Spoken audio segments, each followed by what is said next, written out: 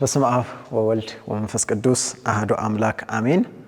የእግዚአብሔር ቤተሰቦች እንዴት እንደምን ሰነበታችሁ?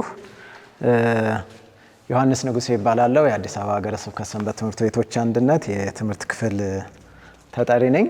ዛሬ እንግዲህ በዚህ የምንገኘው የፊታችን እሁድ በ26 2018 ዓ.ም በአዲስ አበባ እንግዲህ አጠቃላይ በ191 ሰንበት ትምህርት ቤቶች ከ20 ሺህ በላይ ተፈታኝ ተማሪዎች አሉን ማለት ነው። በአራተኛ በ8ኛ እና በ10ኛ ክፍል። ስለዚህ እዚህ ጋር እንደምትመለከቱት ፈተናቸውን የየክፍለ ከተማውን በዚህ መልኩ ደርድረን በስም ዝርዝራቸው በየአጥቢያው ሁሉን ነገር አሰናድተን ዝግጅታችንን ጥንቅቅ አድርገን ነው የምንገኘው ማለት ነው። ስለዚህ ይህን ስራ እየሰራን ነው። በአሁን ሰዓት እየሰራን ያለ ነው። የተዘለሉ ነገሮች፣ አንዳንድ ነገሮች የተፈጠሩ ካሉ ቼክ እያደረግን ያለ ነው ማለት ነው። እንግዲህ በዚህ መልኩ ፈተኖቹ ዝግጁ ሆነዋል።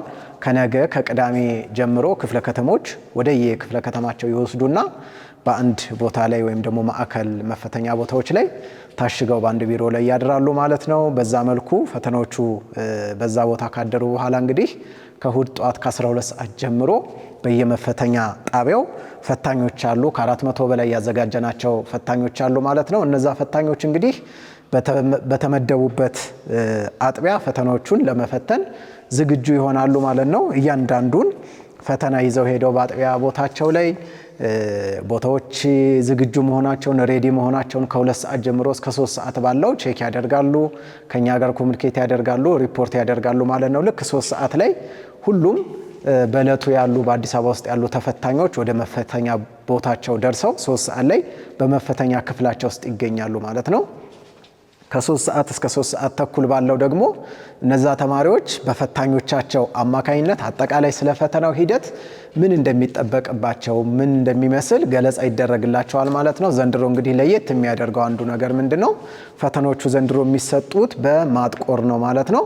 ስለዚህ የሚታረሙት ያው አዲስ በበለጸገው የሰንበት ትምህርት ቤቶች አንድነት ባበለጸገው ሲስተም አማካኝነት በሲስተም ስለሆነ ማሽንን ተጠቅመን ስለሆነ ኮድ አላቸው። እያንዳንዱ ተማሪ ኮድ መሙላት ይጠበቅባቸዋል። ከዛ በተጨማሪ በማጥቆር ነው ፈተናዎቹ የሚሰሩትና ስለዚህ በዛ መሰረት ፈተናዎቹን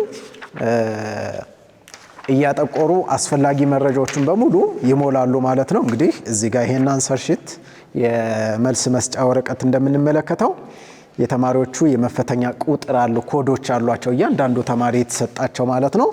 እነዛ ኮዶች ባለ 9 ዲጂት ናቸው። እንደዚህ ለምሳሌ መጀመሪያ ላይ እዚህ ጋር አሁን ይሄን ብንመለከተው 08 11 10 01 ይላል ማለት ነው። የመጀመሪያው 08 የሚለው የክፍለ ከተማ ኮድ፣ 11 የሚለው የአጥቢያው ኮድ፣ 10 የሚለው ተማሪው የ10ኛ ክፍል ተማሪ መሆኑን ነው የሚገልጸው።